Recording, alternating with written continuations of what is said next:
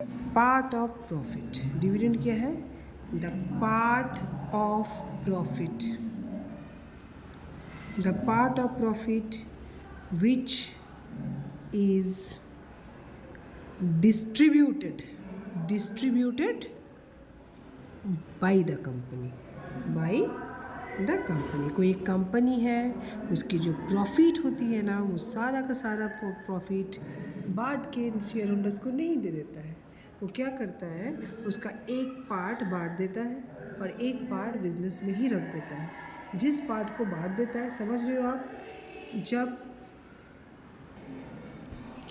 ध्यान से समझो, कोई भी कंपनी क्या करता है, जिसका साल भर में प्रॉफिट होता है ना, उस प्रॉफिट का सारा पैसा शेयर होल्डर्स को, यानी कि जो ओनर्स होता है कंपनी को, उनको बांट के नहीं दे देता है। उसका एक पार्ट वो क्या करता है, बिजनेस में ही रख देता है। सपोज करो कंपनी में 10 लाख का प्रॉफिट हुआ, तो कंपनी कभी भी 10 के 10 लाख अपने ओनर्स को बांट के नहीं दे देगा।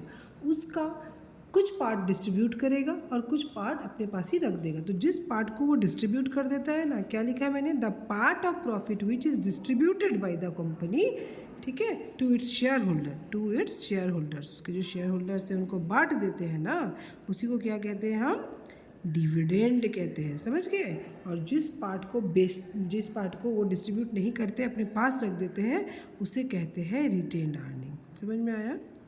जिस पार्ट को कंपनी अपने पास ही रख देता है, प्रॉफिट का जिस पार्ट को कंपनी अपने पास ही रख देते हैं, उसे कहेंगे रिटेन्ड अर्निंग, और जिस पार्ट को बांट देते हैं उसे कहेंगे डिविडेंड। ठीक है?